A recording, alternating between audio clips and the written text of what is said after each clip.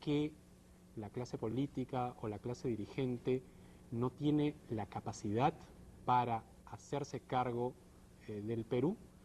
¿No será que es un problema de formación, de educación, de instrucción? Es una pregunta que nos deberíamos hacer los peruanos, porque efectivamente la clase política no logra ningún tipo de solución nacionales.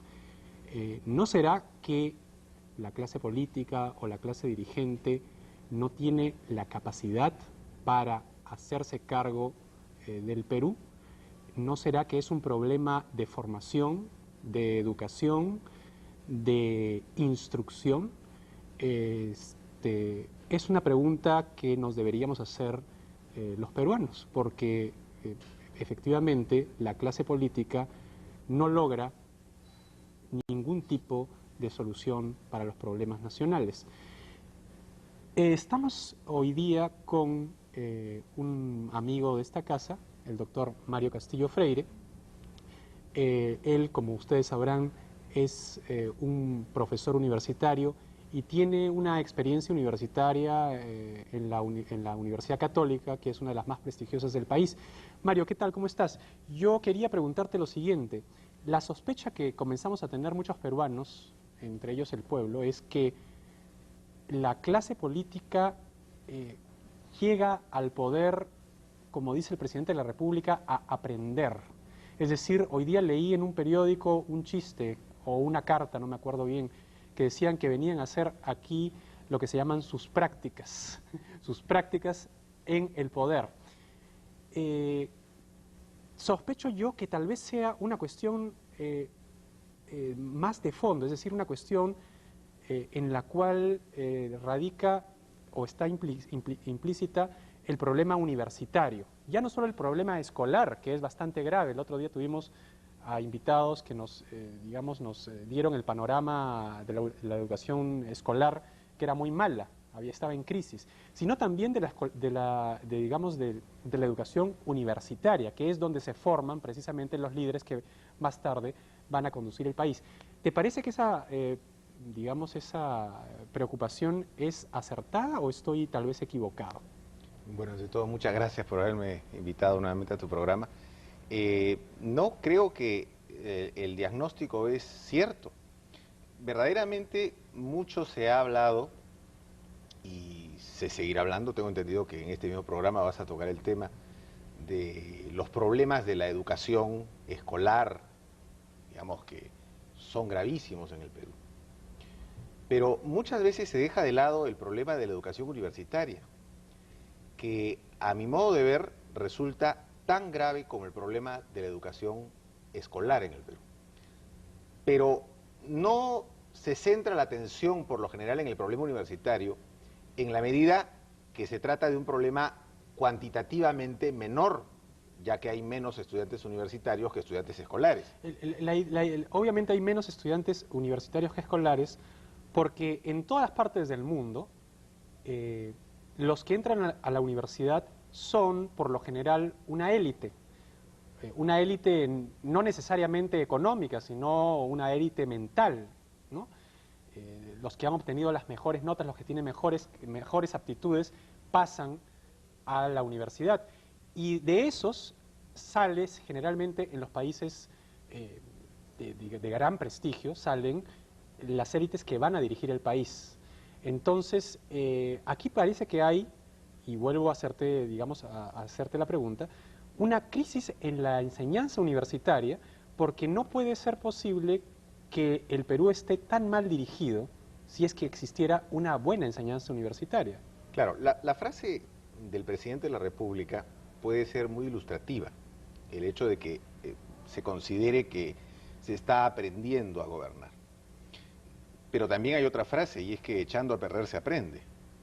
Y el problema es que el Perú no puede resistir o soportar experimentos en el poder. Creo que entre muchísimas otras causas, el problema de la formación universitaria se debe a una mala calidad de las universidades en el Perú.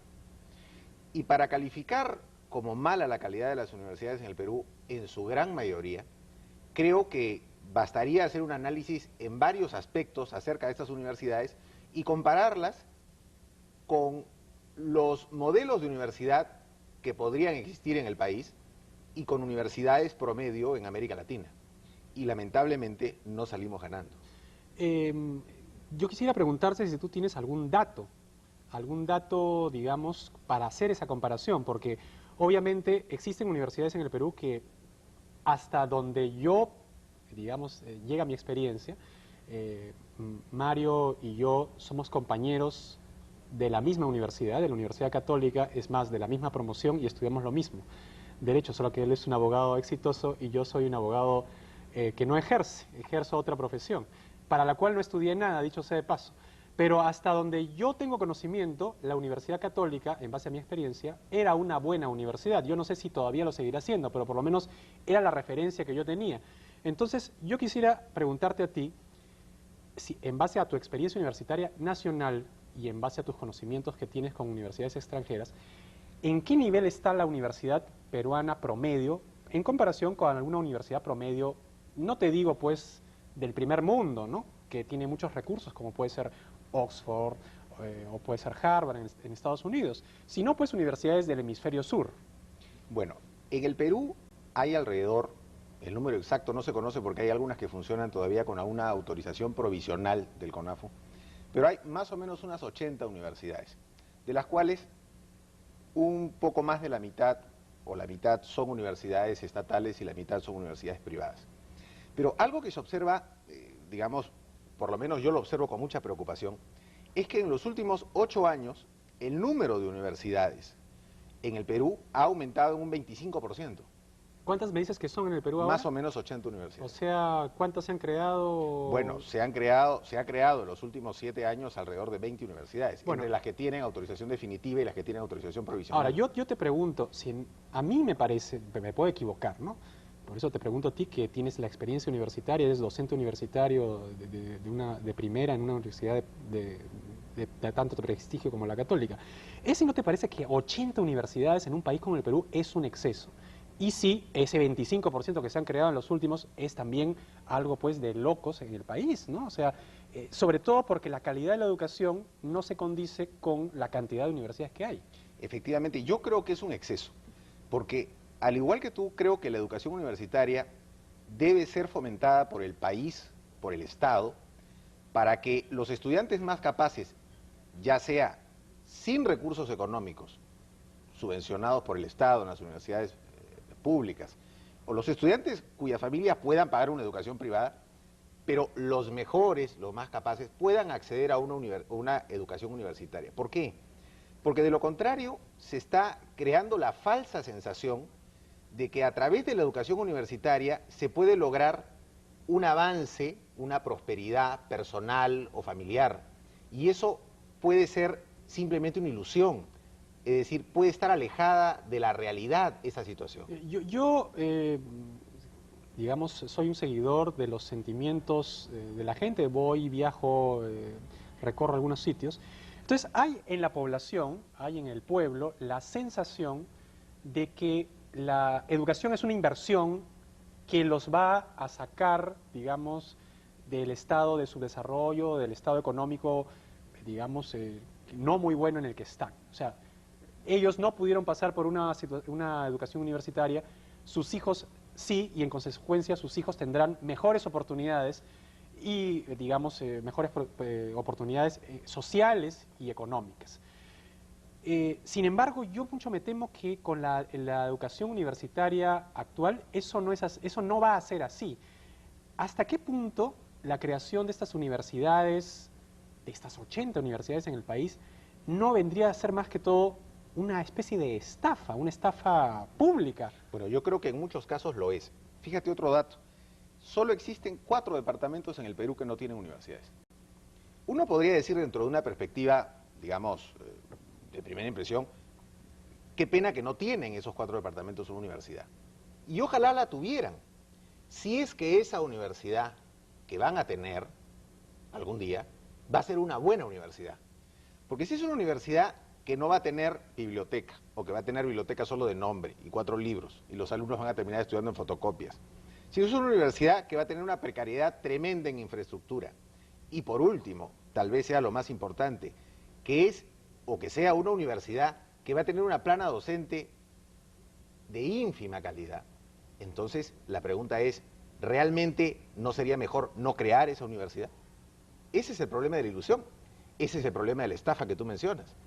Aparte hay un elemento bien importante, y es que la política del Estado, a mi modo de ver, debe entender al tema universitario no necesariamente como un negocio de particulares.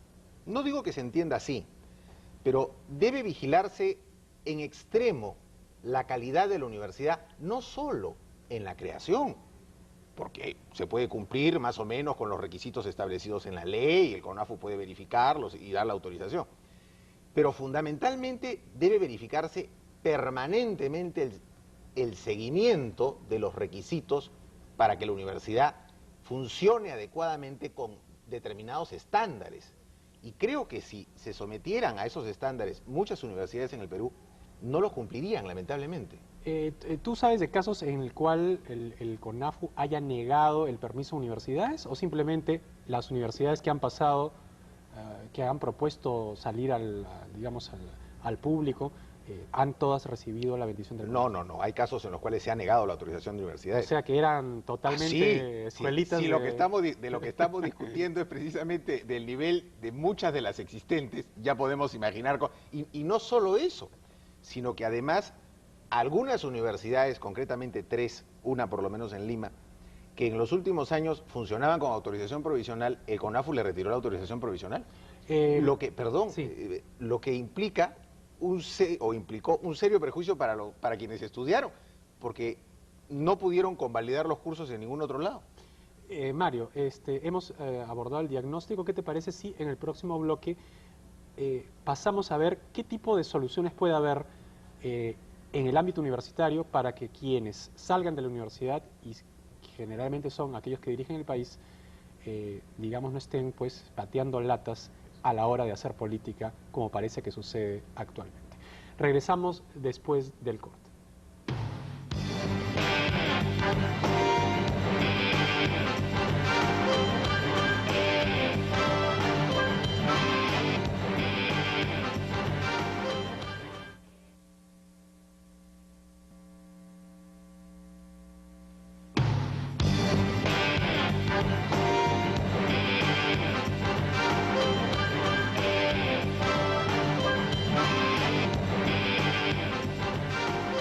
Regresamos con El Pueblo Quiere Saber. Estamos entrevistando a Mario Castillo.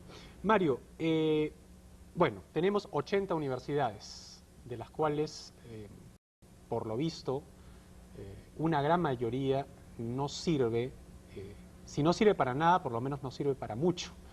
Y eso implica que en el correlato social, en el correlato económico y en el correlato político, es una pérdida de dinero, es una pérdida de tiempo y es una pérdida de material humano.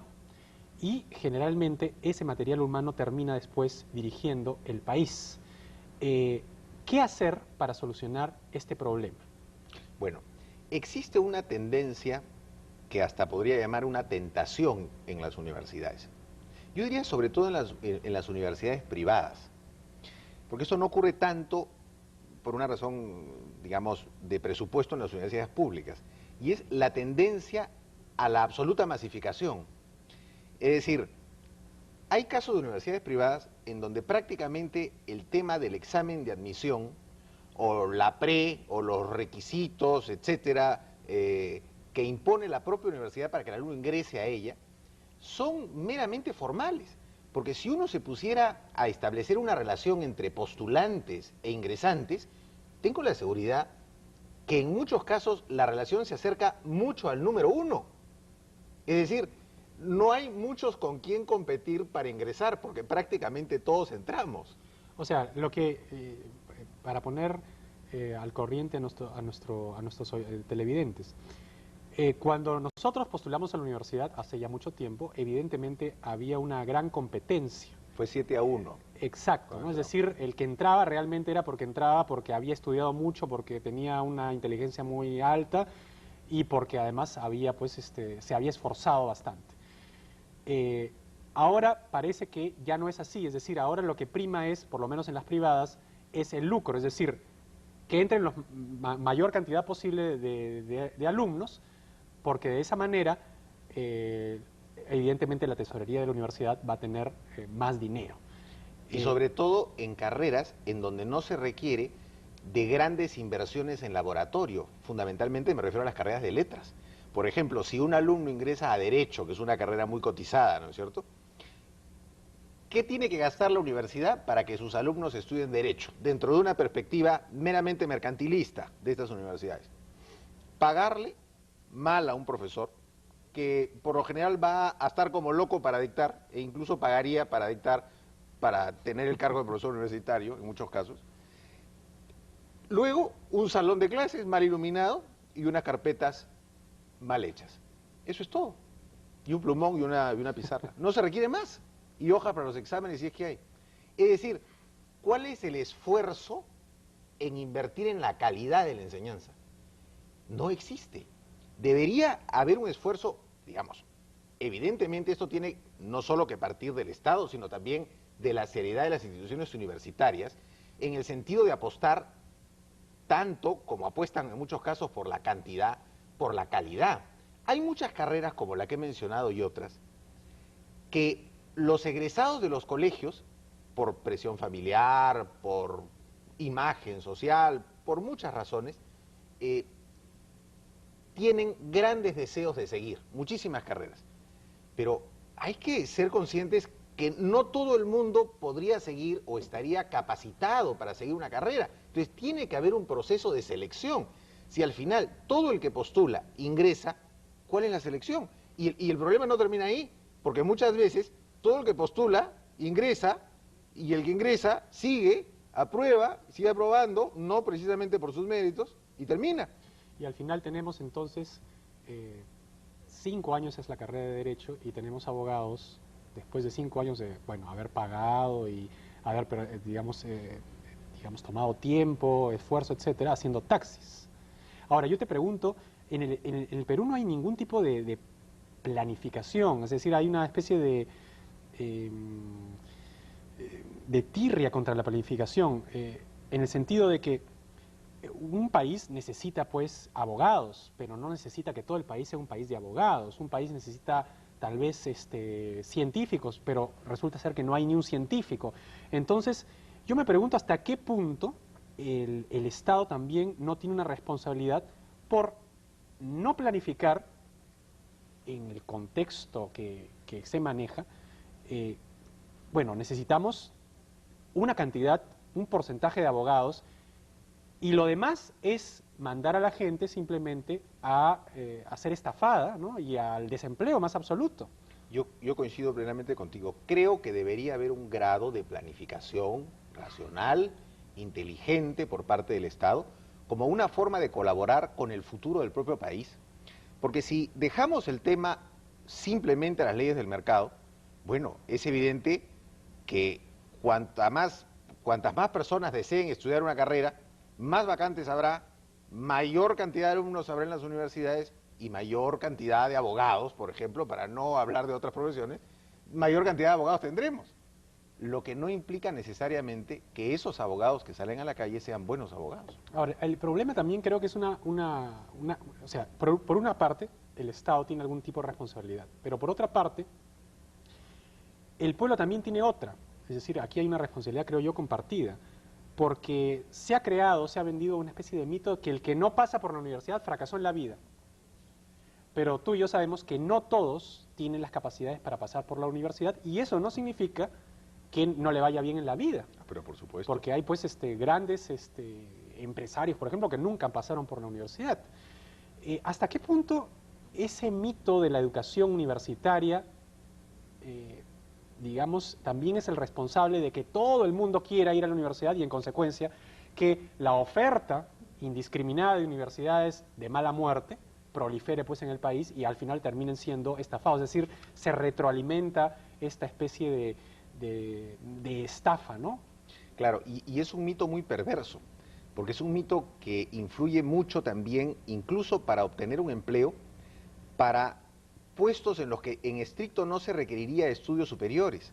Pero lamentablemente la cantidad de personas con título universitario en el Perú es enorme. O sea, lo que pasa es que parece ser que el título universitario ya no vale nada, porque hay tantos que se ha Exacto. devaluado. Antes, por ejemplo, para poner un ejemplo, cuando el bachillerato en la universidad se obtenía con una tesis, había una diferencia entre quien había terminado y quien era bachiller. Quien era bachiller es porque había hecho su tesis, o sea, ya tenía un valor agregado. Ya, digamos, no se le podía pagar lo mismo a esa persona si se le contrataba. Si tenía el título, ya era profesional. Había pasado un examen. Claro. Y si tenía una maestría, ni hablar. Es decir, ya como que había completado sus estudios académicos.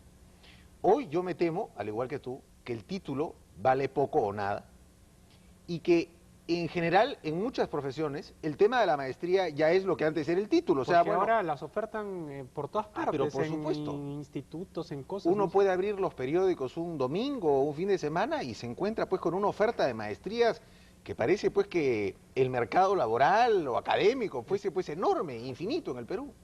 ¿Y qué hacer para que eso no suceda? Porque Bueno, obviamente como tú dices, es algo perverso, es decir, se alienta, digamos, se infla una especie de mito de educación para que la gente vaya y pague su plata por maestrías que francamente son pues de temas totalmente. y no solo eso, permíteme 30 segundos de hacer una precisión. Muchas veces nos quejamos de personas que forman parte de la clase política, por donde empezaste Así es, efectivamente. esta entrevista. Y decimos, sí, pero vamos a ver, ¿y tienen título profesional? Y uno dice, pero ¿cómo puede ser posible que esta persona diga esto? Seguramente no sabe nada. No, es abogado, pues es economista. Entonces, Bueno, el mismo Toledo ha estado, ni siquiera es, digamos, universitario de acá, sino es universitario de Stanford y ha pasado pues por algunas universidades norteamericanas, pero por lo visto no aprendió mucho por ahí. bueno, no lo sé, pero digamos, fundamentalmente, ¿qué hacer? Creo que debería revisarse la legislación sobre la materia. Creo sinceramente que el Estado debería tener un rol más activo en el tema y tratar de tomar en cierta forma, conjuntamente con la Asamblea Nacional de Rectores, las riendas del asunto. No se puede dejar esto como si estuviésemos hablando pues del comercio de, no sé, de cualquier producto. No es una fábrica de salchichas, es una universidad. Las universidades en el Perú no invierten en investigación, por ejemplo, ni en letras ni en ciencias. Tú que eres un profesional del derecho, en estos últimos, digamos, 5 o 6 años, ¿qué, digamos, obras relevantes en el campo del derecho se han, digamos, escrito, han salido a la luz pública para justificar precisamente la calidad de la profesión jurídica en el país, que es el tema tuyo, ¿no? Claro, yo creo que existen pocas universidades que hacen esfuerzo en promover la investigación. O sea, creo tener la suerte de pertenecer a una de ellas, que es la Universidad Católica. Pero si uno observa comparativamente la producción en materia de investigaciones publicadas de esta universidad, por ejemplo, con algunas otras, que uno podría decir, pero si esta universidad también tiene recursos, no estoy comparando con universidades que no tengan recursos económicos, no, estoy comparando con universidades privadas, en mi cabeza, no voy a decir nombres. ¿Y qué publican? ¿Qué investigan? ¿Qué hacen sus profesores? La respuesta en muchos casos es nada. Entonces, si ese es el avance de la ciencia en el Perú, por parte de los profesores, ¿qué podemos pedir en cuanto a la enseñanza a sus alumnos y al resultado que se obtenga en la carrera universitaria? Bueno, hemos, digamos, llegado a la conclusión de que evidentemente hay que hacer algo. Ahora, el problema es también que ese algo que hay que hacer pasa por entender que la universidad, la enseñanza universitaria, es una enseñanza de élite. Y aquí generalmente ha primado una idea en mi concepto, absolutamente demagógica, que la educación, digamos, tiene que ser masiva. Es decir, hay un conflicto político, evidentemente. Los políticos, que evidentemente quieren votos, dicen, no, todo el mundo tiene derecho a ir a la universidad. Yo sinceramente creo que no todo el mundo tiene derecho a ir a la universidad, porque a la universidad tienen derecho de ir los más inteligentes, que es una cuestión ya pues de la naturaleza, los más, en fin, los que aprovecharon mejor de alguna manera. Pero si no se rompe, digamos, esa idea falsa, es decir, que hay un tipo de educación de élite y hay un tipo de educación que no es de élite, y que no necesariamente todos tienen que estar en la élite, porque evidentemente si no, la élite no existiría, no vamos a poder, digamos, cambiar nada. Y eso es una política de Estado. ¿Te parece que que yo estoy en lo correcto, o te parece que he sido demasiado, digamos, extremista al respecto? No, creo que estás, digamos, que tienes mucha razón en tus apreciaciones, porque el tema tiene dos facetas. O sea, primero, toda persona tiene derecho a querer estudiar y el Estado debe brindar las posibilidades para que acceda al estudio, lo que no significa que el Estado y en general el país pueda aceptar a todo aquel que quiere estudiar. Por algo hay examen de admisión, si no, no habría examen de admisión, o sea, partamos de esa idea. Ya el solo hecho de que tenga que haber examen de admisión implica la existencia de los que ingresan y los que no ingresan. Es decir, esa es una selección evidente. Ahora, pero no solo es eso, no solo es que el Estado brinde a los que pueda brindar la posibilidad de estudiar, y las universidades privadas también, sino que se las brinde con calidad, porque la población debe entender que da prácticamente lo mismo en el transcurso de los años el hecho de que se le abra la puerta a un muchacho para que estudie en una universidad pésima, a que no se le abra. Y a veces es mejor que no se le abra porque no se le engaña. Y se le está haciendo creer que terminada la carrera va a ser un buen profesional. Entonces, creo que habría que derribar muchos más mitos que el de la idea de que todo aquel que estudia, Por lo menos una carrera universitaria. o una carrera universitaria, que todo aquel que estudia una carrera universitaria ya de por sí tiene un elemento a favor, sino que habría que derribar también el mito de que universidad es sinónimo de bueno, porque habría que analizar, o sea, es como decir, todo líquido es sinónimo de salud, o líquido, o sea, habría que ver qué cosa me tomo, de repente estoy veneno, pero digamos, en principio tendríamos que ver la calidad de donde entran los hijos de quienes son los televidentes, para que vean si realmente están invirtiendo su tiempo y su dinero en algo provechoso para sus hijos. Provechoso para sus hijos y evidentemente también ¿Para el país? para el país. Por supuesto. Porque entonces tenemos a todas estas personas que han desfilado por las universidades que hablan francamente barbaridades y que nos han llevado al estado pues, en el que estamos. Tenemos que terminar el programa, este bloque. Yo te agradezco mucho tu participación. Muchas gracias a ti. Espero tenerte muy pronto, la próxima semana tal vez, comentando esos temas tan interesantes que hemos venido comentando a lo largo de otros programas.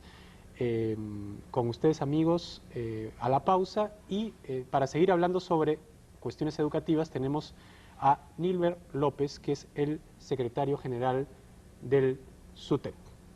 Volvemos.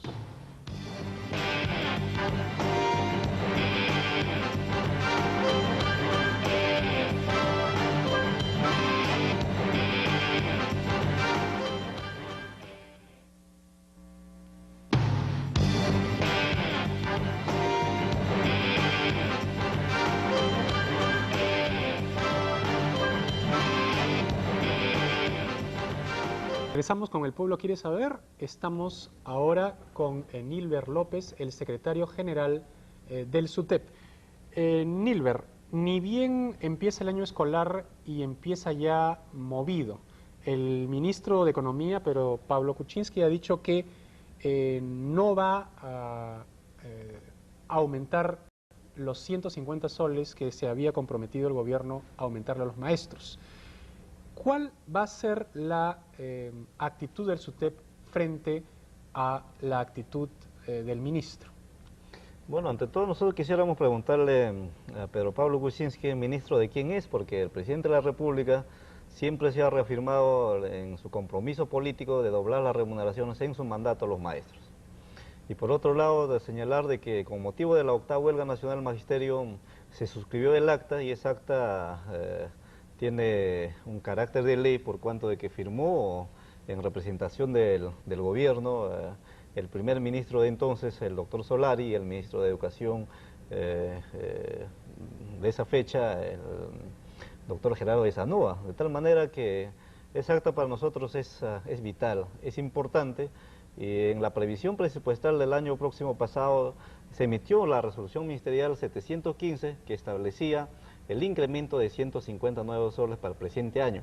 Otra cosa es de que en el presupuesto general de la República no hayan considerado ese monto, de tal manera que hoy se está recurriendo a un conjunto de opciones y alternativas para resarcir ese vacío que prácticamente es responsabilidad de ellos, porque fue motivo también el año pasado el hecho de no haber considerado en las cartas de intención y en el presupuesto general de la República para que pueda desencadenarse, porque si no está algo presupuestado, obviamente genera dificultades. Y en esta ocasión estamos en un caso similar, ¿no? Ahora, Nilber, vamos a los hechos concretos. El ministro dice que no. O sea, vamos a la hipótesis 1. El ministro dice, no les voy a aumentar los 150 soles porque no puedo, no me alcanza la plata, el ITF no me ha dado toda la plata que necesitaba, en fin. Pretextos siempre van a haber. ¿Qué va a hacer el SUTEP? ¿Qué va a hacer usted? Bueno, nosotros creemos de que todo ministro de Economía tiene argumentos, y las primeras declaraciones o puntos de vista es hacer creer la opinión pública de que no existen recursos. Recordemos en la huelga el ex ministro de Economía, Javier Silva Ruete, señalaba de que con los 100 nuevos soles el país se iba al diablo, señalaba de que no existía recursos, pero finalmente con el calor de la lucha, el fragor de las acciones del magisterio, logramos aún con limitación y restricciones el incremento de 100 nuevos soles. ¿Va a haber el fragor de la lucha, el calor de las intervenciones callejeras para que les lleguen a aumentar los 150 soles? ¿O Quisiéramos de que las cosas se resuelvan a través del diálogo. Estamos dialogando con el Ministerio de Educación. Esa es la primera fase Definitivamente, porque nosotros si desarrollamos acciones de lucha, será porque el camino del diálogo, la negociación colectiva, las tratativas con el gobierno se ven agotados cuando el gobierno nos obliga a recurrir a medidas de lucha. Pero nosotros no hacemos luchas por arte ni por deporte, de tal manera de que estamos evaluando constantemente la respuesta y estamos pidiendo al gobierno que cumpla su compromiso. No estamos pidiendo ganar de acuerdo al costo de la canasta familiar, que debiéramos de ganar sobre los 2.000 soles. Lo que estamos pidiendo es que el gobierno sea coherente con esa estrategia de doblar las remuneraciones, que aumentando 100 o menos, difícil que va a llegar dentro de 3 años a 1.300 que debemos percibir a julio del 2006. O sea, a julio del 2006 sería 1.300 soles, que sería duplicar lo que había en... A julio de 2001. Del 2001. ¿Y a cuánto están ahora? 750. O sea, faltan... 500 nuevos soles más o menos. Y faltan casi 3 años del gobierno de Toledo. Claro, evidentemente no creo que lleguen si siguen así. Ahora, Nilber, usted me ha dicho que deberían ganar de acuerdo a la canasta familiar. Por supuesto.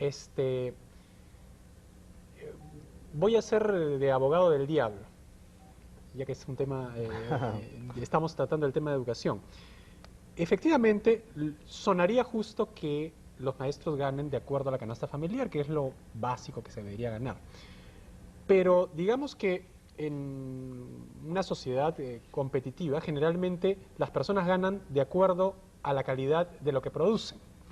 Entonces yo le podría preguntar a usted, y mucha gente se preguntaría, si la calidad de enseñanza de los maestros actualmente se condice con un sueldo mayor. Es decir, si, digamos, un maestro presta un servicio de enseñanza que no es lo suficientemente, digamos, elevado en calidad como para ganar una cantidad mayor. Entonces, aquí tenemos dos aspectos. El aspecto que vendría a ser el aspecto, digamos, de la economía del maestro, lo justo que debería ganar para satisfacer sus necesidades, y el aspecto de la calidad del servicio que proporciona. Totalmente de acuerdo. Nosotros creemos de que hoy se habla de dos tipos de incrementos. Uno es recuperar el piso, porque la educación, las remuneraciones, que está en el sótano. Y eso pasa para percibir como profesional, como seres humanos, debemos ganar de acuerdo al costo de la canasta familiar. Hay un gran rito de parte del gobierno cómo elevar la situación en que se encuentra. A partir de esa base, incrementar por determinados criterios, características de rendimiento a buena hora. Por ejemplo, no todos los maestros trabajan en área rural, o en altura, zona de emergencia, selva, que son zonas diferenciadas. Y también hay maestros que destacan. Yo conozco a cuantos colegas que han ganado en concursos de Concitec, que han viajado al extranjero, pero el gobierno tanto habla de estimular y acuerdo al rendimiento, pero los profesores ¿qué hacen? Tienen que hacer polladas para sufragar pasajes de acá a Brasil. Entonces, bajo ese mecanismo realmente no es confiable ni creíble que el gobierno condicione o chantajee en los términos de que vamos a aumentarle de acuerdo a su rendimiento. Eso realmente los maestros no lo creemos. Ya, es decir, para que el público esté, digamos, perfectamente centrado en el asunto. Ustedes lo que proponen es que haya una nivelación de sueldos Sobre lo que la base de sobre la base de justicia, que es que todo el mundo tenga por lo menos, digamos, lo necesario para vivir. Y sobre esa base, que vendría a ser la canasta familiar, puede haber, digamos, una calificación de salarios por medio de cuánto, digamos, o sea, la calidad del maestro. ¿Es así como lo entiendo? ¿Está bien? En efecto, determina estímulos. Hay maestros que estudian maestría, doctorado, que ganan un porcentaje adicional a buena hora. Los maestros que trabajan en zona de emergencia, altura, zona de menor desarrollo, en selva, tienen el legítimo derecho de percibir algo adicional del grueso del magisterio, porque no todos los maestros trabajan en esas zonas especiales, ¿no? Y también se puede buscar otro concepto, por ejemplo, la bonificación familiar. Un mes prácticamente es un insulto que un maestro percibe 5 nuevos soles. Refrigerio y movilidad.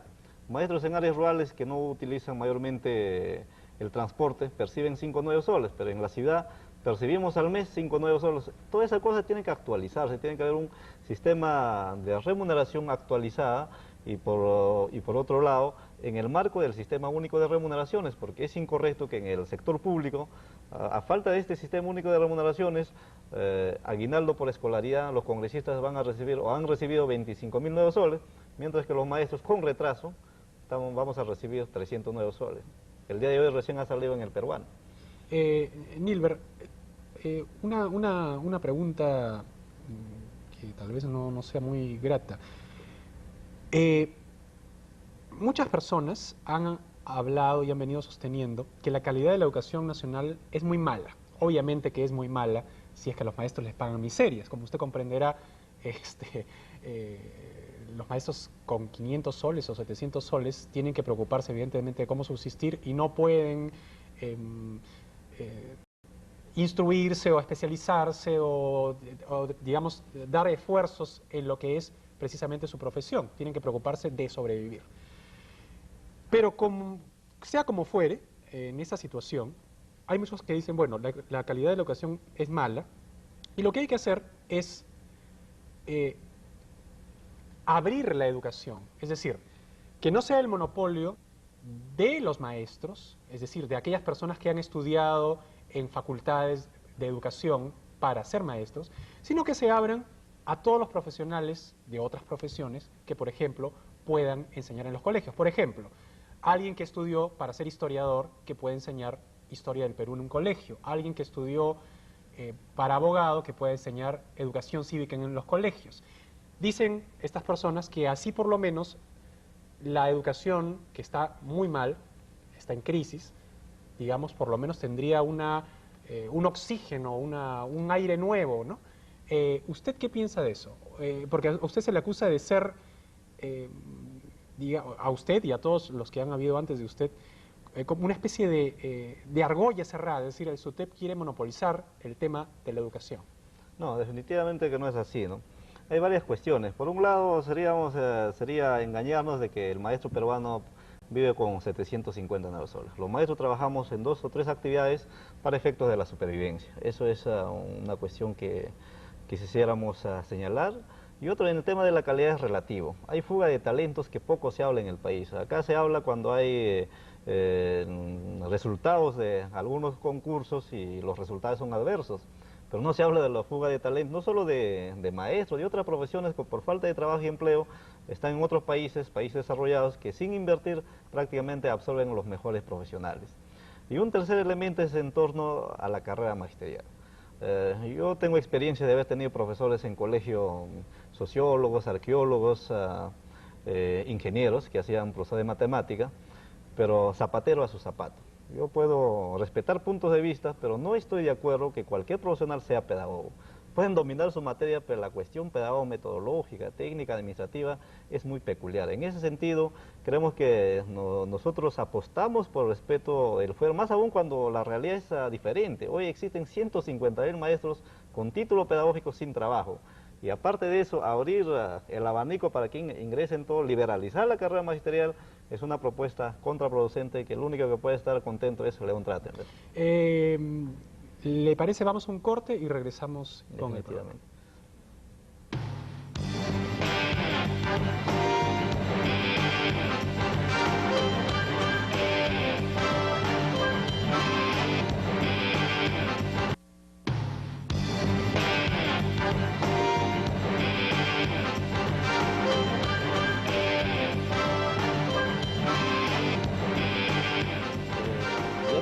Seguimos con El Pueblo Quiere Saber. Hace poco, 10 días atrás, tuvimos aquí a dos especialistas en educación. Yo tenía una encuesta que en este momento no la he traído. Era una encuesta a nivel de Lima, hecha por la Universidad de Lima, que decía que cerca del casi 89% de la población de Lima consideraba que la educación era entre mala y regular. O sea, una mayoría absoluta de peruanos, de padres de familia, etcétera, que decían que la educación era muy mala, tenía un muy mal rendimiento. Yo le pregunto a usted, como líder de un sindicato de educación, líder de un sindicato de maestros, ¿qué autocrítica se podría hacer usted y el SUTEP sobre la calidad de la educación nacional? Bueno, en efecto, el magisterio no puede estar al margen de la crisis de la educación, que dicho sea de paso, no es la crisis solo de nuestros sectores, de los diferentes sectores que el país está atravesando. Y en este asunto concreto no somos los únicos responsables de la crisis. No eludimos de la responsabilidad, pero creemos que la crisis de la educación es de carácter integral, donde justamente quienes tienen mayores niveles de responsabilidad son los que han aplicado reformas políticas desde el mismo Ministerio de Educación. Hoy, por ejemplo, poco se habla de los famosos Plan CAD, que para superar el rendimiento, la situación de crisis de la educación, se ha aplicado por más de 10 años y los resultados son peores. El plan piloto de bachillerato, de formación magisterial, plan Huascarán, Infoescuela, tantos programas que han existido, pero los resultados, ¿qué? Lo único que están generando es seguir generando trabajo para las ONGs que viven de la educación, ¿no? Justifican que la educación está mal, viene el apoyo extranjero y de los organismos financieros y bueno, es una buena alternativa para ellos. Pero nosotros no hemos sido considerados en el marco de una propuesta educativa, de un proyecto educativo nacional, de una reforma educativa. Como en otros países desarrollados y en el campo socialista, los maestros son considerados agentes de cambio.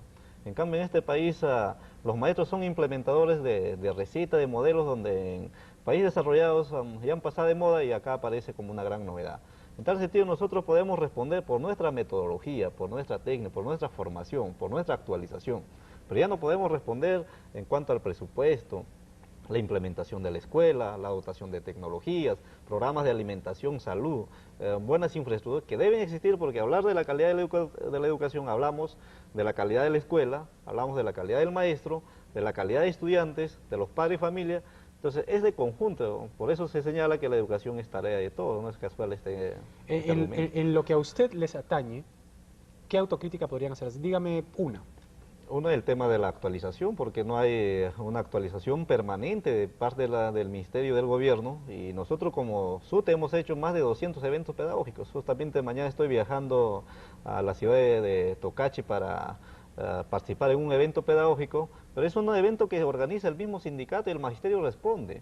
El magisterio, a pesar de la precariedad de su situación económica, se engancha, saca préstamo de la derrama, estudia en maestría, bachillerato, segunda especialización. El maestro tiene esa predisposición que también hay que saludar. No todos los maestros tienen el descuido correspondiente, porque hoy no basta tener el título pedagógico. Los conocimientos de la ciencia van avanzando y el maestro también tiene que estar en permanente actualización. Nilber, usted acabo de escuchar que ha hecho mención a los países socialistas. Ya no son muchos los países socialistas, como usted comprenderá. Usted digamos, tiene una formación socialista, es decir, políticamente es socialista. Aspiro a tener una formación socialista. ¿Y eso cómo repercute, digamos, en la concepción de educación que tiene usted? Bueno, Y me que da tiene el SUTEP, evidentemente. una fortaleza por cuanto de que el servicio de las grandes mayorías, la formación científica en lo fundamental que se está dejando de lado. Por ejemplo, cuando hablamos de la formación del maestro, vamos a ver que la formación en los pedagógicos privados, ahí predomina el lucro. La formación de maestros dirigidos por organizaciones religiosas, con el respeto que se merecen, ahí predomina la fe. Y no predomina la formación científica. Y justamente cuando veía su programa hace poco, cuando se encara el tema de la educación universitaria, de educación superior, la función fundamental de las instituciones superiores es la investigación, la proyección a la comunidad. Pero en ese terreno poco o nada se está avanzando en el país. En ese sentido creemos de que hay muchos temas que encarar y nuestra formación nos permite cultivar principios, que los principios se han venido a menos.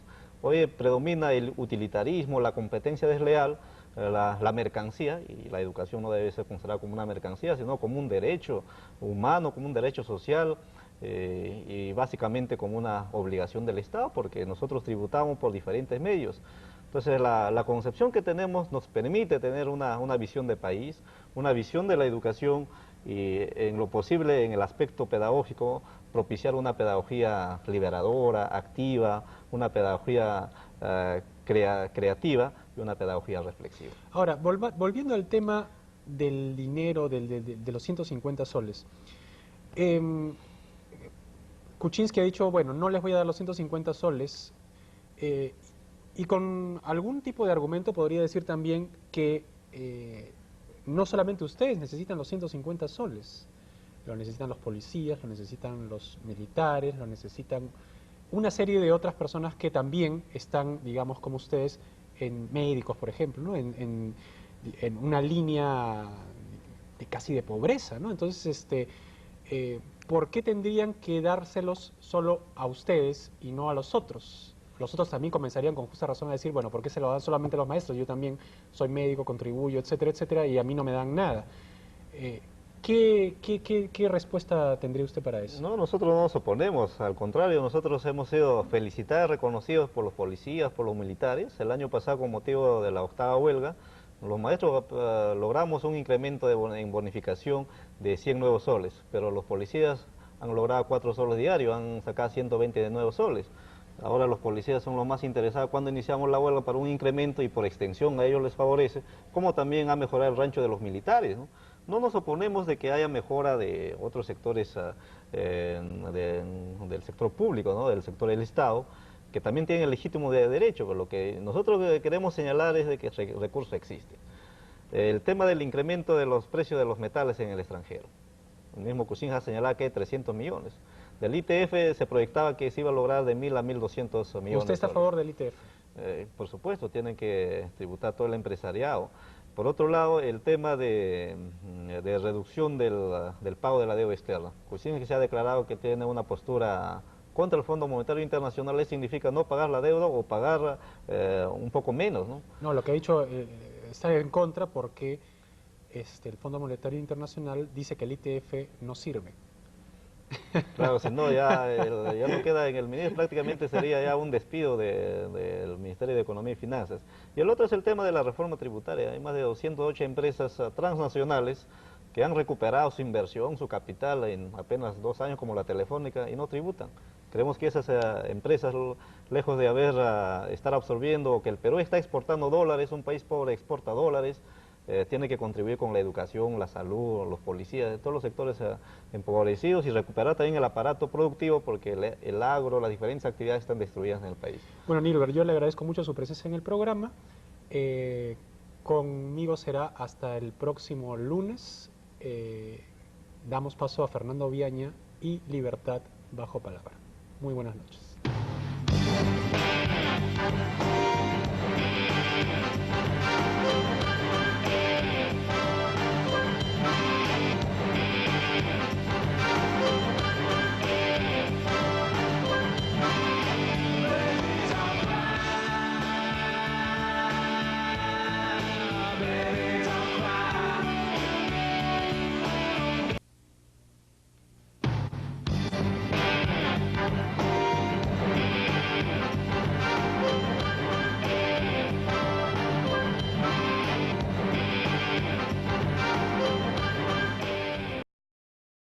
Muy buenas noches. Esta es la primera edición de su programa El Pueblo Quiere Saber, que llega de 9 a 10 de la noche todos los días de lunes a viernes. Este primer bloque es el bloque de noticias y me acompaña para leer las noticias Marco Herrera. Según el portal perú.com, el parlamentario Alcides Chamorro emplazó a la primera dama de la nación, Elian Karp, para que explique cuál fue el destino de los recursos que recibió de la Fundación Pacha para el Cambio, que se encuentra bajo su dirección. Como se sabe, esta entidad ha sido involucrada al procesado jefe de la inteligencia César Almeida al haber conseguido como domicilio legal una oficina a nombre de dicho personaje. La esposa del presidente tiene la obligación ética y moral de explicar al país en qué se han destinado los recursos de la organización no gubernamental, manifestó el ex legislador de las filas del Frente Independiente Moralizador. Cabe indicar que según el programa Cuarto Poder, la Fundación recibió $50.000 en el 2000 por concepto de donaciones de entidades internacionales, pero solo habría invertido 70.000 soles en la construcción de un colegio en el Cusco. La Comisión de Fiscalización del Congreso no podría citarla porque la ley que regula el manejo de las ONG ha sido neutralizada, siempre y cuando haya aportes del Estado, explicó el parlamentario. De otro lado, descartan alianza con el partido aprista. No nos sentimos identificados con García ni con el partido aprista, porque ellos tienen su propio proyecto de ideología, sostuvo el dirigente de Patria Roja, Olmedo Auris, descartando así cualquier posibilidad de formar parte del Frente Social anunciado por el líder Alan García, con miras a las elecciones generales del año 2006.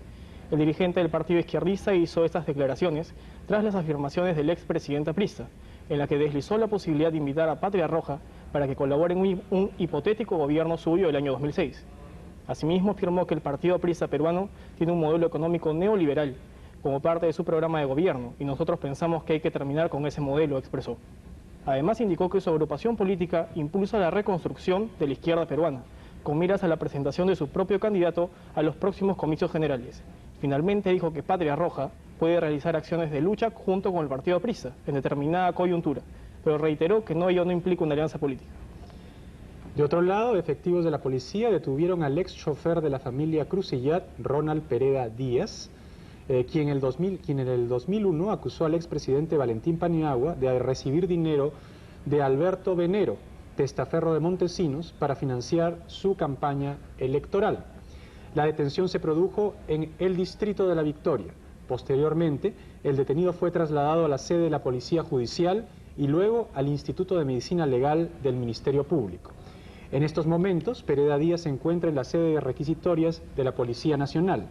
Como se sabe, el ex empleado de los ex propietarios de Canal 4 acusó sin pruebas a Paniagua Corazao en enero del 2001 en una entrevista que realizó el periodista Nicolás Lúcar en el fenecido programa dominical Tiempo Nuevo.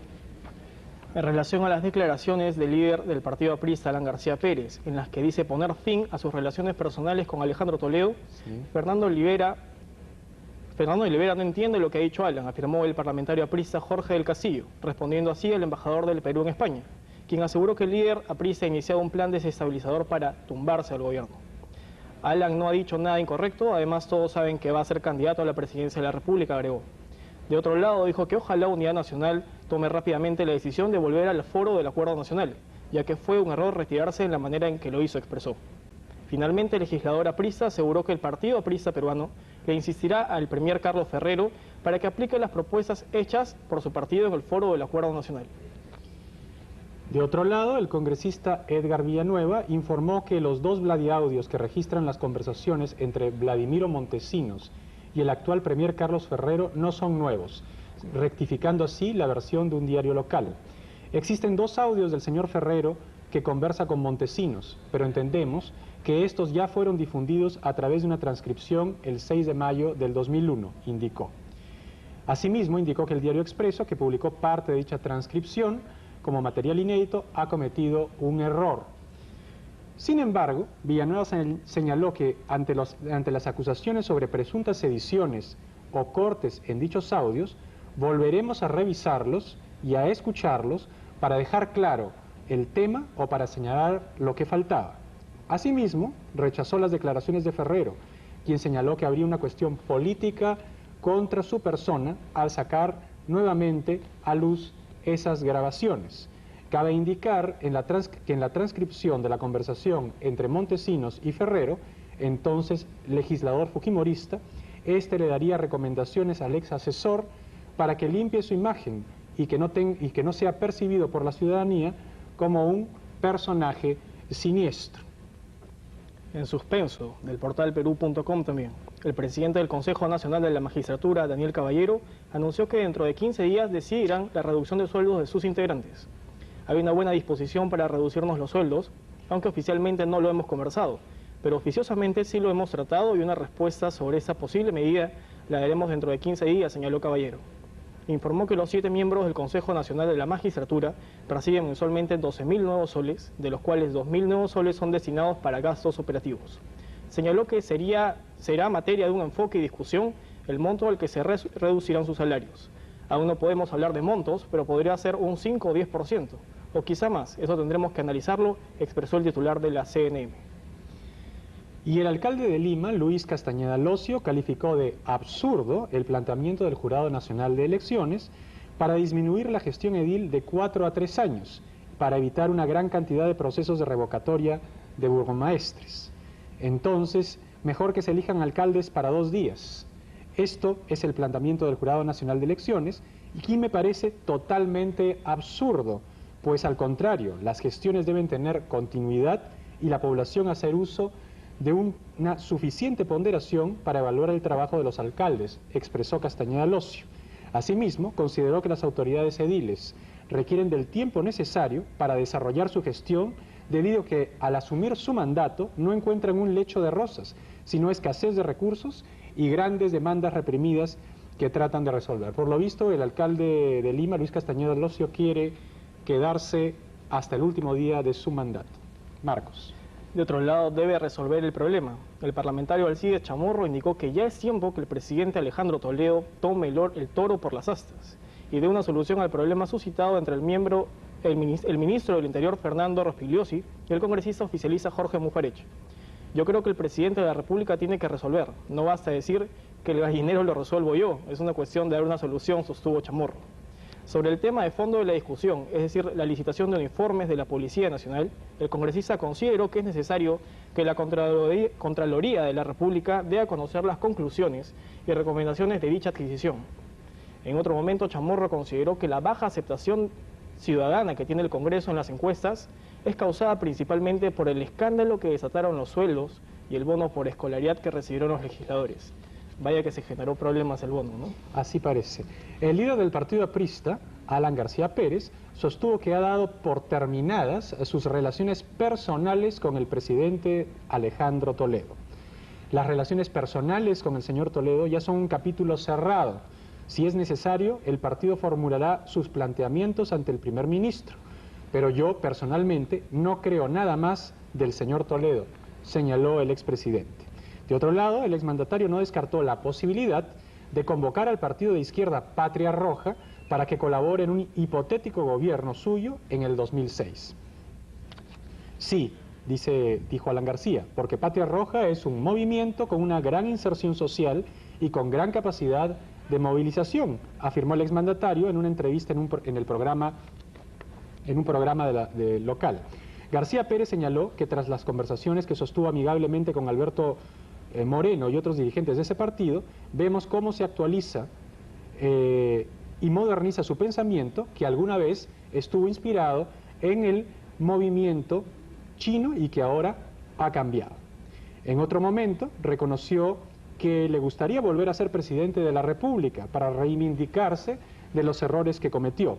Claro que me gustaría, volvió a decir el presidente, para reivindicar muchas cosas en las que pude fallar en la primera ocasión, para demostrar que los apristas podemos ser eficaces y que podemos hacer un gobierno con otras personas, indicó. Sin embargo, el exmandatario afirmó que él no se arriesga a candidaturas prematuras. Yo no condiciono la política del Perú a que yo sea candidato a presidente, agregó. Bueno, dicho sea de paso, si el expresidente Alan García elige esos amigos, no creo que pueda tener una segunda oportunidad para reivindicarse. Marco. Así es, Ricardo. De otro lado de las informaciones, exculpan a Aritomi. Limpio de polvo y paja, el fiscal superior anticorrupción Pablo Sánchez exculpó al ex embajador del Perú en Japón, Víctor Aritomi, por su presunta participación en la entrega de una compensación del tiempo de servicio CTS, ascendente a 15 millones de dólares, al ex asesor presidencial Vladimiro Montesinos en el año 2000. Bien. Bueno, amigos, hasta aquí el resumen de noticias de esta noche. A continuación tenemos una interesante entrevista con dos personalidades del mundo judicial para tratar la crisis de la justicia en el Perú. Se trata del ex juez de la Corte Superior de Lima, Marcos Ibaceta, y del conocido abogado y catedrático de la Universidad Católica, Mario Castillo Freire. Una pausa y regresamos.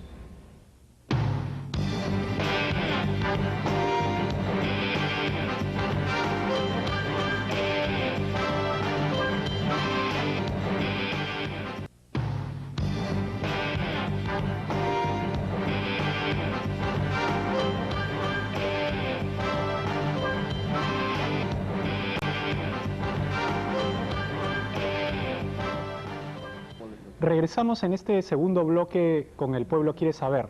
Como habíamos adelantado al inicio del programa, tenemos a dos invitados de lujo para discutir el tema de hoy, que es la crisis del Poder Judicial. Tenemos al doctor Mario Castillo Freire, que es un brillante abogado de la Universidad Católica, un abogado de Polendas y además ha publicado varios libros muy interesantes sobre materia civil.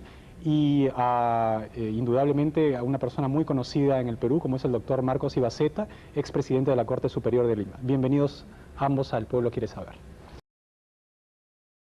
Empecemos con lo siguiente. Tengo aquí unas encuestas, una encuesta de enero y una encuesta del mes de febrero, sobre el Poder Judicial. La encuesta de enero es de la Universidad de Lima y ante la pregunta si confía o no en el Poder Judicial, el 88% de los entrevistados dice que no confía. Y en la encuesta del mes de febrero, es decir, el mes que acaba de transcurrir, que esta vez es de la encuestadora Apoyo, el 85% dice que no confía en el Poder Judicial. Es decir, hay una percepción ciudadana abrumadora de no confianza en el Poder Judicial. Inclusive si la comparamos con el gobierno central, tenemos que la desconfianza es aún mayor que el gobierno central, porque en el gobierno central nos dice que no confía el 80.2%, mientras que en del Poder Judicial no confía el 88%. Mario, ¿te parece a ti que esta percepción es una percepción correcta, es una percepción justificada? ¿Por qué crees tú, o si crees tú, que existe realmente una crisis de la justicia en el Perú? Bueno, Ricardo, ante todo, déjame felicitarte por este primer programa de El Pueblo Quiere Saber. Te deseo la mejor de las suertes, sé que la vas a tener, y que este programa va a ser un programa muy exitoso y te agradezco por la invitación. Muchas gracias. Respondiendo a tu pregunta, creo que en el Perú existe una profunda sensación de desconfianza en la justicia. Pero esa sensación de desconfianza que tiene el pueblo, que tiene la gente común y corriente, es una sensación de desconfianza generalizada en la justicia. ¿A qué me refiero? Creo que el problema no es solo una percepción del Poder Judicial como uno de los poderes del Estado, sino es una desconfianza de todo el sistema en general. Pero digamos que en el Poder Judicial se concentra precisamente, porque es el símbolo de la justicia, digamos, el descontento. Claro, se concentra porque es el símbolo, además porque es el poder del Estado que se encarga de la administración de justicia. Así es. Pero la percepción de la ciudadanía, obviamente en una encuesta se tiene que concentrar en el Poder Judicial, pero la percepción de injusticia en general creo que trasciende muchísimo más allá del Poder Judicial. Creo que, por ejemplo, un ciudadano común y corriente puede percibir como injusta la situación de, por poner un ejemplo de hace algunos días que fue noticia, el tema de los sueldos de los congresistas, por ejemplo. Esa es una muestra de injusticia. Sin duda que un maestro, que un policía compare su sueldo con el de un congresista, decir, no, este país qué injusto que es. Y claro, la encuesta sobre la percepción de la justicia no es una encuesta generalizada, es una encuesta focalizada en el Poder Judicial, que es parte del problema. Pero creo yo que la sensación de injusticia es una sensación general en torno a todo el país, en torno a todo el aparato estatal. Tal vez habría que hacer, doctor Ibaceta, para empezar, una pregunta que va de cajón, que es, ¿qué es la justicia? Para saber exactamente si estamos hablando en los mismos términos. Usted, que ha sido un brillante juez de la Corte Superior de Justicia, ¿qué es para usted la justicia? Bueno, la justicia la hace el pueblo, la gente, todos los días, en sus relaciones humanas. Ellos cuantifican el grado de interés que quieren satisfacer en cada acto o negocio que celebra. Esa es la equidad. Se pone de acuerdo con alguien y ambos cuantifican en un negocio lo que cada uno quiere satisfacer. Uno quiere un bien, otro establece el precio, o las contraprestaciones y prestaciones se establecen en ese marco donde para cuantificarla no se utilizan esquemas jurídicos ni conceptos jurídicos, sino elementos extrajurídicos, económicos, sociales, políticos, aspiraciones, ambiciones, etc.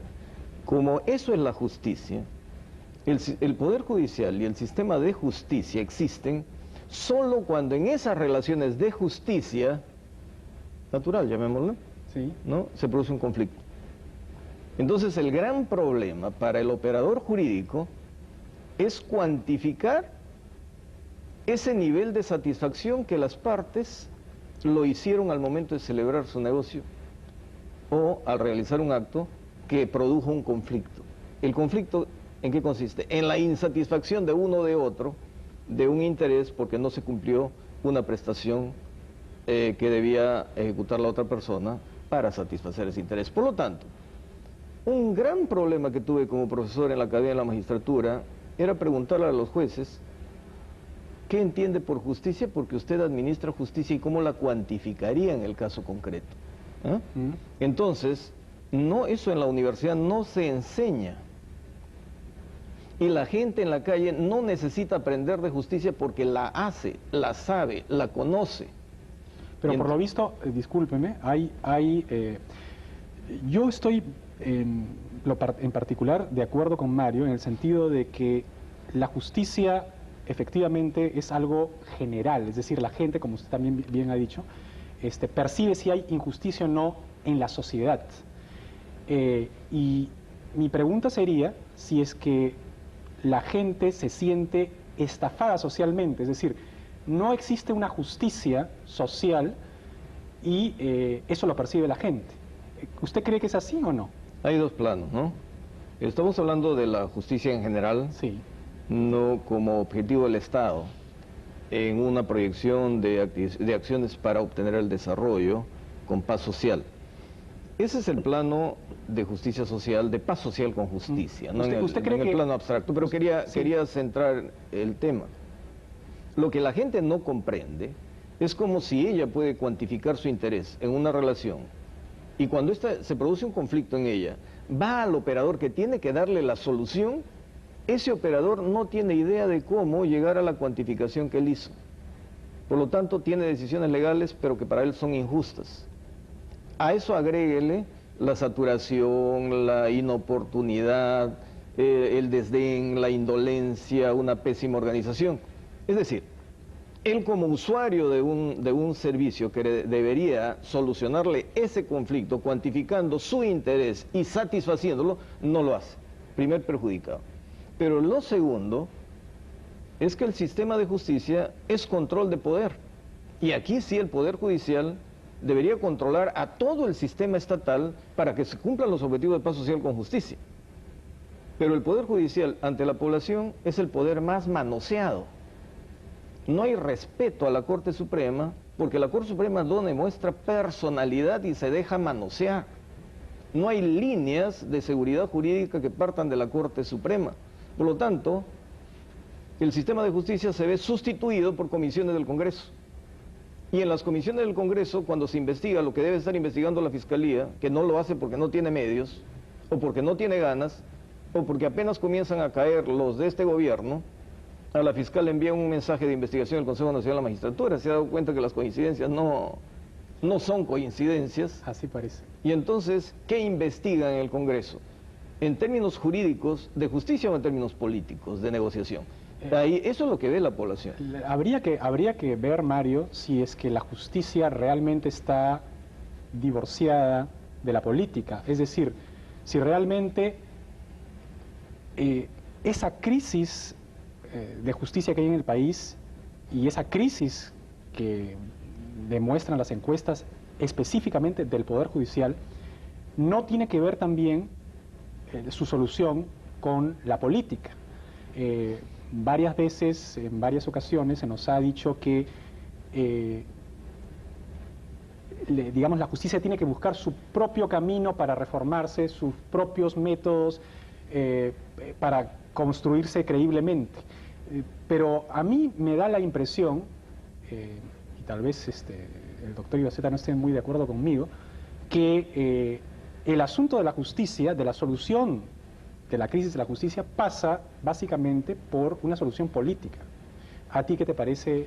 Bueno, sin duda resulta imposible divorciar el tema del funcionamiento del Poder Judicial de una adecuada decisión política, porque evidentemente cada vez que hablamos de política y Poder Judicial se nos viene a la mente la idea de intervención ya sea oficial u oficiosa, y ejemplos en el Perú, no solo de las últimas décadas, en el Perú de siempre hemos tenido muchos, ya que la tentación de controlar de una manera u otra el Poder Judicial siempre ha sido muy grande, ¿no? De tal manera que todas las veces que se habla de comisiones, digamos, grupos de personas que van a estudiar el problema, que tienen representantes del Ejecutivo, etcétera, yo siempre miro el tema con mucho cuidado, ¿no? Porque creo que ahí puede haber un atisbo de intervencionismo. Sin embargo, creo yo, si me permites, que sí se requiere una decisión política para dotar al Poder Judicial de los mecanismos, en todo sentido, para que pueda convertirse en un organismo, en un ente eficaz de administración de justicia. Con ese tema, ¿qué te parece si regresamos en un momento? Regresamos en un momento con El Pueblo Quiere Saber.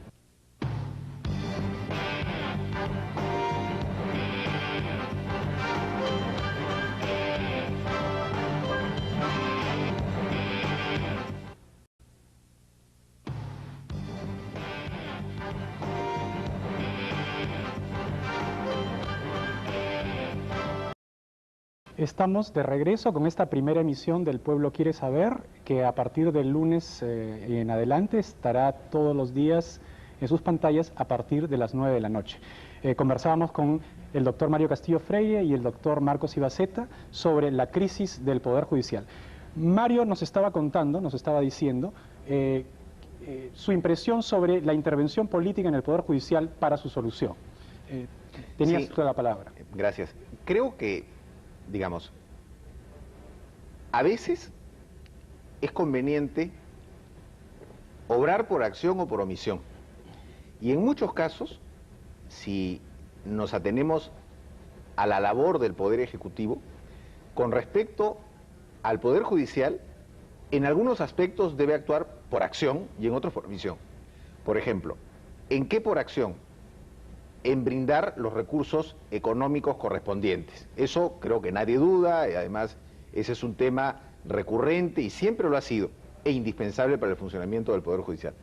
Pero aparte está el obrar por omisión, y es garantizar de manera permanente la no intromisión del Poder Ejecutivo en las decisiones del Poder Judicial.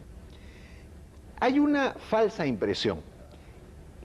La falsa impresión es que el Poder Judicial es lo que funciona mal, y no es lo único que funciona mal. No, acá estamos viendo que en esa encuesta precisamente... el poder, el gobierno central, por ejemplo, tiene un 80.2% de desconfiabilidad, que el Congreso de la República no confía en el Congreso de la República 76.1%. Entonces, y si es una crisis, digamos, creo yo, estructural del Estado peruano, del cual el Poder Judicial forma parte. Es una crisis absolutamente estructural, y si nos vamos a las encuestas sobre el presidente de la República, estas oscilan pues entre 7% y 10%. Así es. Entonces, si uno dijera, bueno, hay que reformarlo porque está mal, claro, en realidad hay que reformarlo todo, hay que reformar estructuralmente muchas más cosas de las que parece que hay que reformar. Pero en torno al Poder Judicial, creo que debe haber un respeto por el propio Poder Judicial y no considerarlo como el patito feo de los poderes del Estado. Entonces, ese sería un gran avance, y no un gran avance de un momento, un gran avance sostenido en el tiempo y más allá de si las decisiones coyunturales gusten o no. Pero ahí nos encontramos ante una especie de paradoja, doctor Ibaceta. Por una parte, hay una gran desconfianza por el Poder Judicial. El Poder Judicial parece que toma conciencia de la desconfianza y quiere arreglar su situación ante la población, supongo yo, de buena voluntad y de buena fe.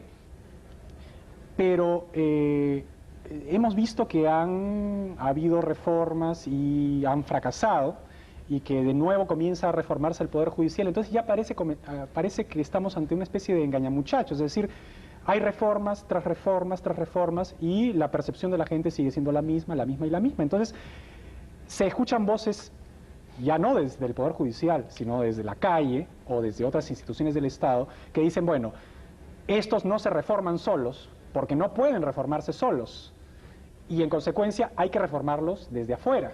Entonces, acá lo que dice Mario es que no debe intervenirse, digamos, no debe haber un respeto por el Poder Judicial, pero ¿hasta qué punto debe haber un respeto por el Poder Judicial si el Poder Judicial mismo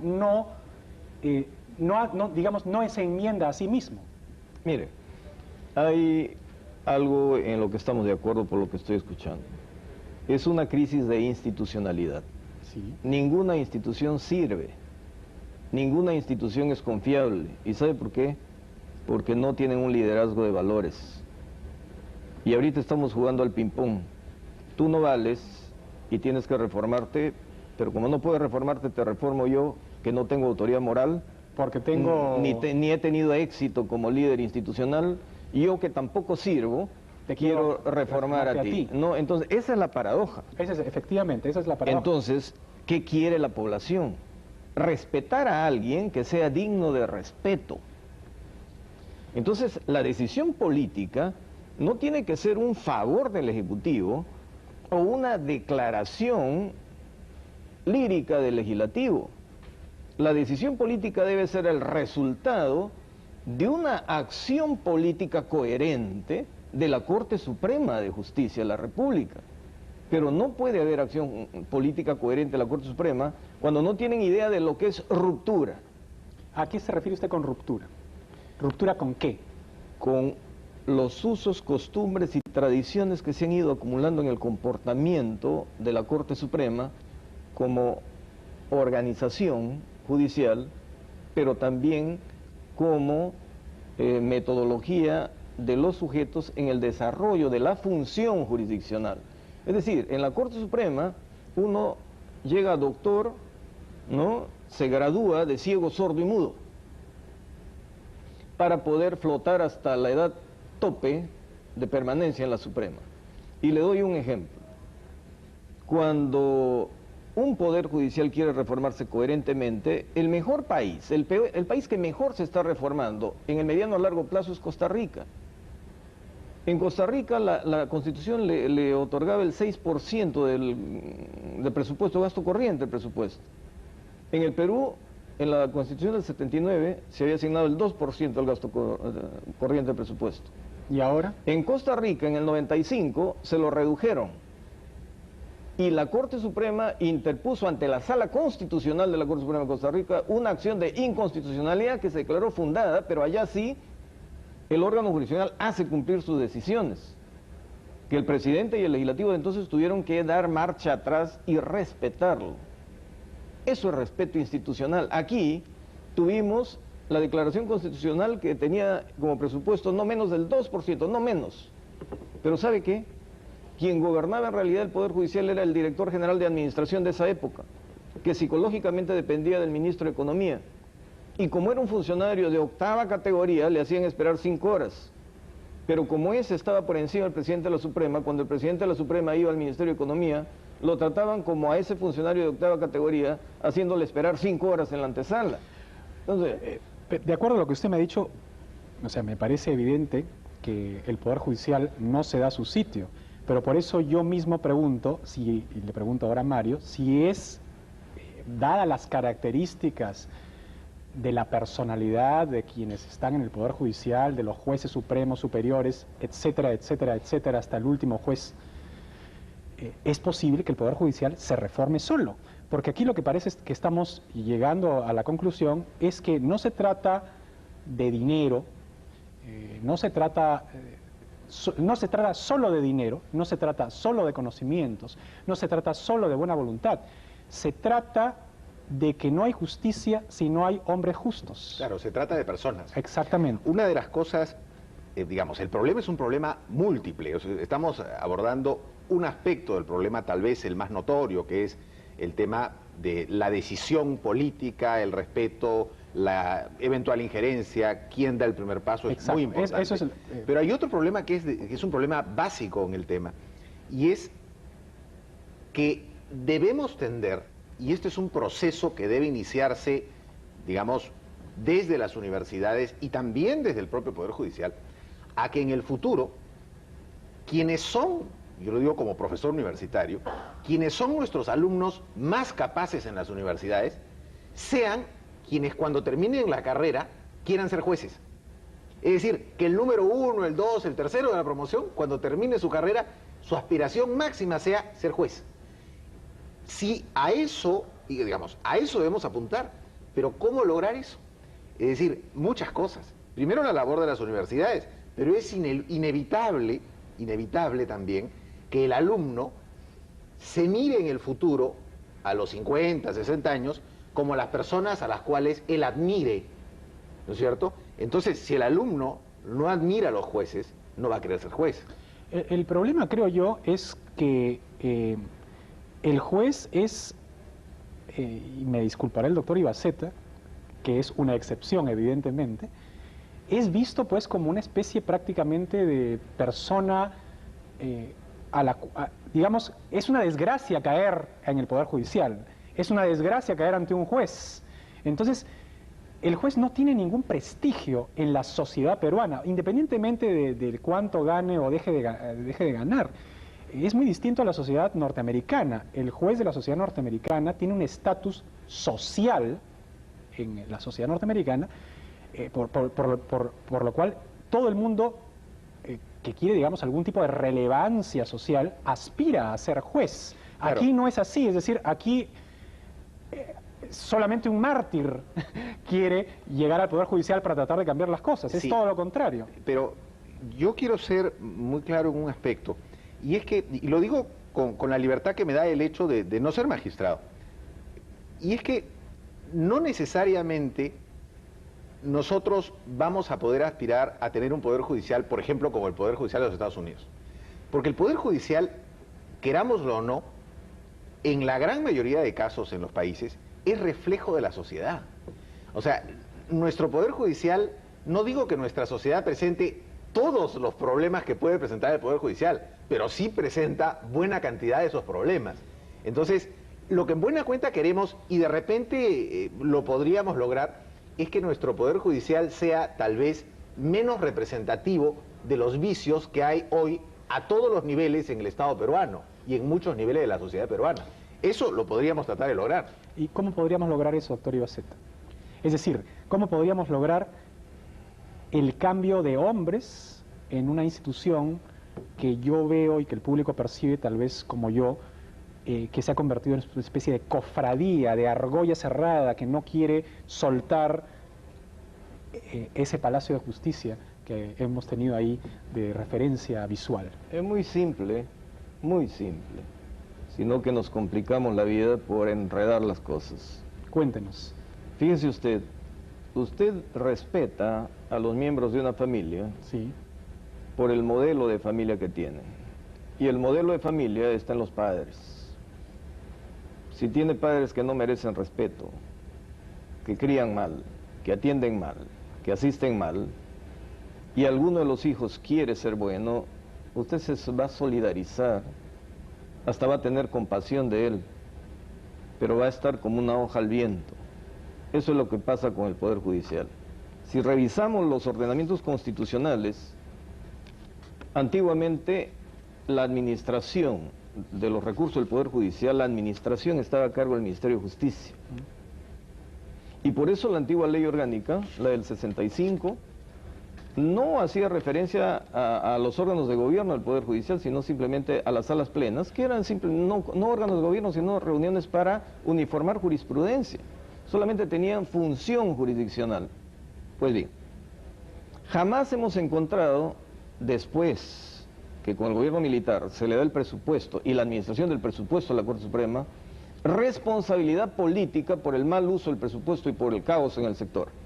Así como un ministro no hace bien las cosas, es interpelado y si no satisface la interpelación, lo censuran y lo echan a su casa. Muy bien. ¿Qué pasa con el Poder Judicial?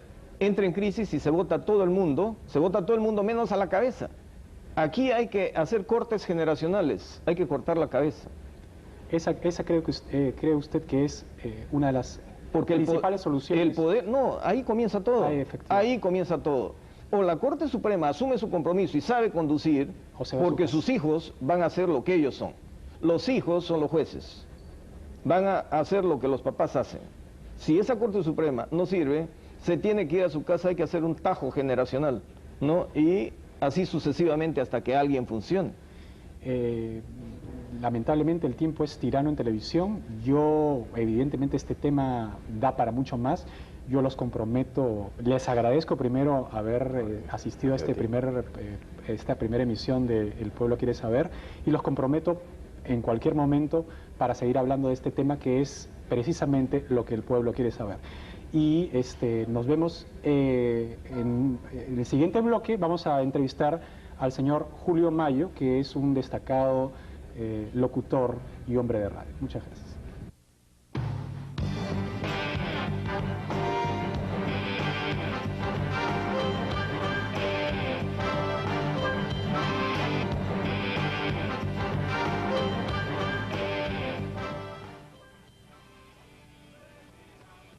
Me refiero a literatura.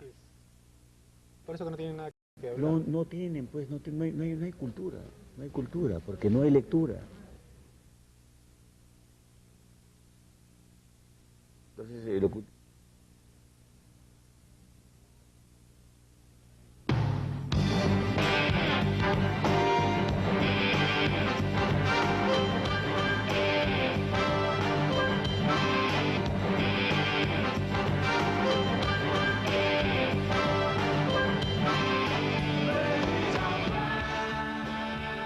Regresamos con El Pueblo Quiere Saber. En este bloque del programa vamos a tener como invitado a Julio Mayo, es un conocido hombre de radio. Bienvenido, Julio, ¿cómo estás? Bien, Ricardo, agradecido por la invitación. Muchas gracias.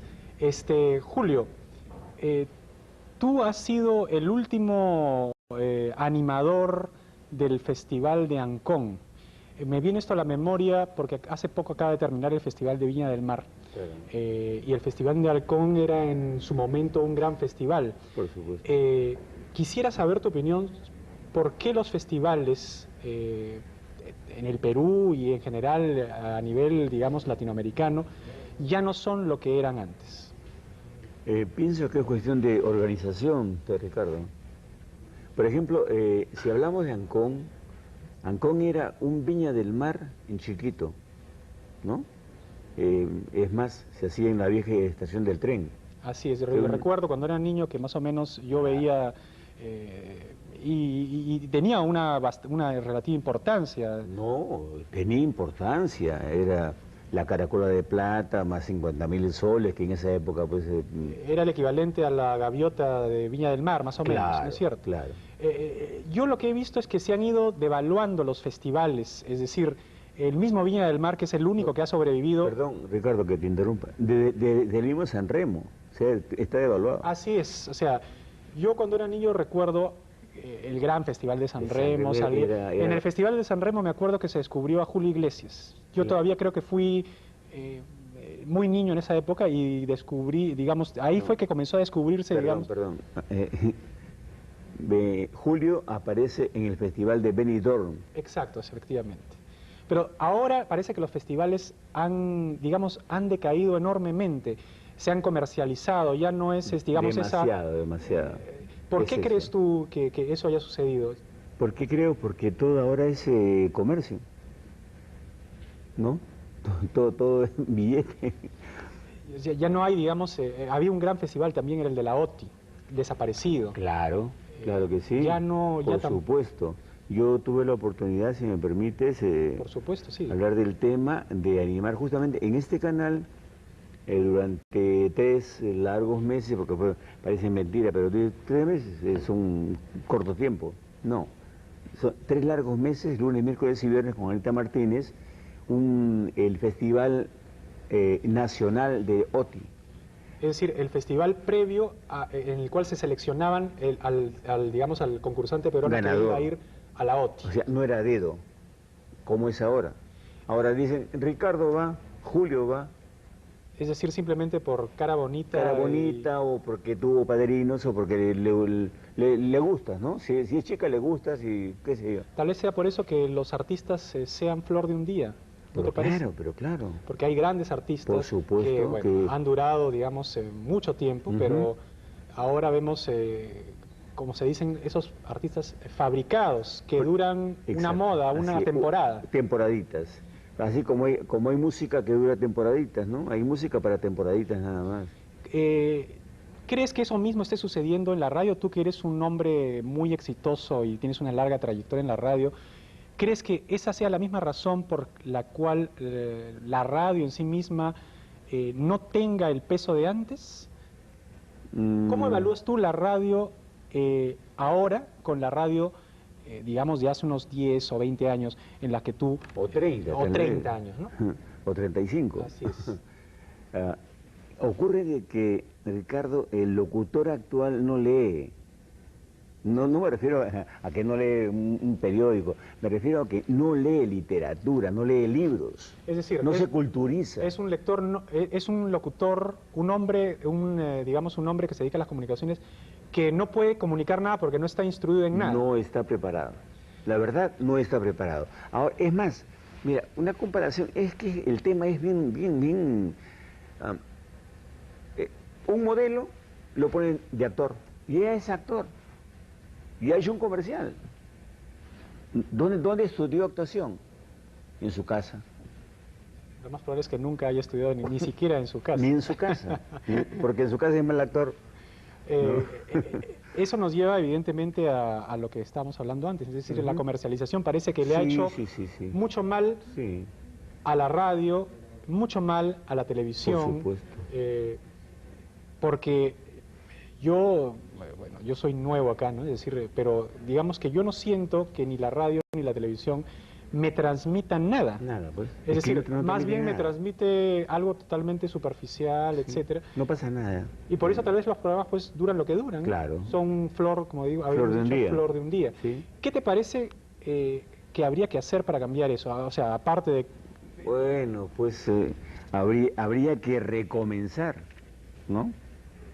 Recomenzar. Primero, darle el libro para que lean, se culturicen. El locutor antes, pues, con nosotros eran muy exigentes, ¿no? Yo tuve maestros como Humberto Martínez Morosini, que fue mi profesor, igual que David Otría. Es decir, había, digamos, una profesión del locutor, Por una supuesto, profesión del conductor. Y es ¿no? más, teníamos patente dada por el Ministerio de Transportes y Comunicaciones. ¿Eso ya no existe? Ya no existe. Es Ya decir, no existe. cualquiera puede dedicarse Cualquiera. al oficio de... ¿Y sabes por qué? Porque en esa época te pedían requisitos. A ver, su currículum, no señor, a usted no le podemos dar patente.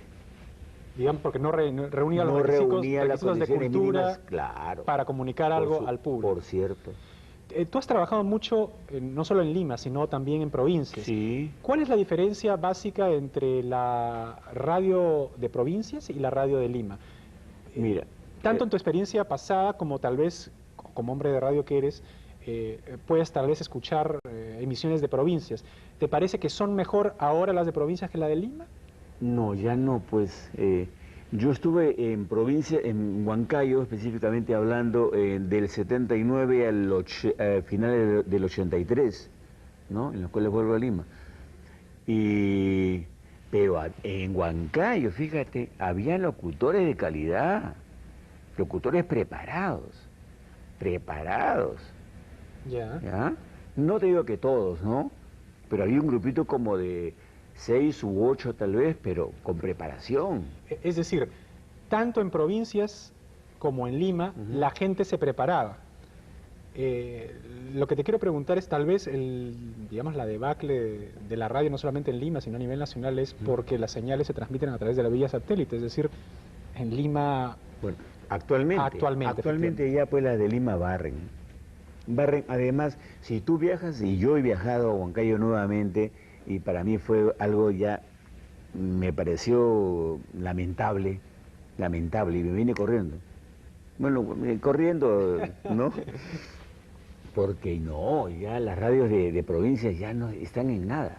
¿Cuál crees tú que deba ser la principal labor de un comunicador? Mira, De un hombre de radio, por ejemplo, como tú. cuando decimos impartir cultura, entonces, ay, qué aburrido, pero impartir cultura, mi querido Ricardo, es hablar bien, pues, por lo menos. Es decir, tener algo que decir. Tener algo que decir, algo que comentar, chiquito nomás. No te digo que te mandes un rollo si vas a presentar un disco. Pero para comentar significa saber qué está pasando en el mundo, Obvio. Significa tener un bagaje cultural de historia, Natural, de geografía, por cierto, de literatura, porque si totalmente no, de acuerdo. uno no tiene Totalmente la de herramienta acuerdo. mínima para comentar ¿De nada. qué hablas? ¿De qué hablas si no sabes nada tú? Dime, ¿a quién extrañas tú en la radio? ¿Qué voces? ¿A qué voces extrañas, digamos? En la radio. Así es. Bueno, en la radio cuando yo, mira, al Cholo Humberto Velázquez, Cholo de cariño, Humberto Velázquez, a Iván Márquez, Iván Márquez está en la televisión, haciendo un fondo. pero ha trabajado conmigo en Radio Panamericana. Sí, es muy buen locutor. O hemos trabajado, ¿no? O yo trabajé con él, mejor dicho. Claro. Enrique Llamosas, yo lo recuerdo Enrique mucho. Llamosas, he trabajado con Enrique Llamosas en otra emisora, en Radio Miraflores. He trabajado con Pedro Roncalo, un señor de señores, como locutor y como persona, y muy culto. Rómulo Flores, Nelly Mendívil, locutores pues que caramba, Pepe Ludmir, he trabajado con Pepe Ludmir, ¿no? Ernesto García Calderón, era otro lote de locutores, hablando hípicamente, ¿no? Otro lote de locutores. Digamos, ¿qué ha sido, digamos, de muchos de ellos? Porque ya han desaparecido, o sea, muchos deben haber fallecido. Muchos han fallecido, otros se han retirado, otros los han retirado. ¿Por qué, si eran buenos locutores? ¿Por qué? Porque la gente... Porque aquí, digamos, yo te puedo decir, en la televisión, digamos, por el hecho de aparecer en pantallas, muchas veces se cree erróneamente, bueno, que hay que ser una cara bonita. Entonces, ¿hay algún tipo de justificación de que una cara bonita ocupe un sitio de alguien pues que no sea muy agraciado? Pero como en la radio no se ve, claro, entonces me causa extrañeza de que grandes locutores hayan sido defenestrados, siendo que ellos han sido, pues, digamos, o son señores locutores. Mira, disculpa que de repente me salga un tantito del punto que es importante. Antes, por ejemplo, y esto sí es importante, Ricardo, porque la radio era como la secundaria, ¿no? Entonces, cuando tú hacías una buena secundaria en radio, tú no ibas a tocar la puerta del canal. El canal te llamaba. Era como las universidades. Exactamente. O sea, ingresar a la televisión era ingresar a la universidad, pero convocado por la universidad. Es decir, todo tenía una escala. Exactamente. Ahora es al contrario. Ahora... cualquier cosita que sale por ahí, hace un programita de 5 minutos, ya está en una radio. Absurdo, absurdo totalmente. Y les pagan muy bien, ¿eh? Les pagan. Hay una radio por ahí que no voy a decir el nombre, obviamente, por razones, caramba, pero que tiene solamente que han trabajado en televisión. O sea, ¿qué te digo? Pues tenían programitas de 10 minutos, 5 minutos, ya están en radio. ¿No? Tú me decías que hace un momento que antes la radio era la secundaria y la universidad era la televisión. Ahora, paradójicamente, estamos viendo lo contrario. Lo contrario. Muchos artistas de la televisión, muchas caras de la televisión están migrando a la radio. Exacto. ¿Te parece que eso enriquecerá la radio? No, para nada. No puede ser. ¿Por qué? Porque un niño tiene que, para empezar a caminar, primero gatea, ¿de acuerdo? Luego da sus pasitos.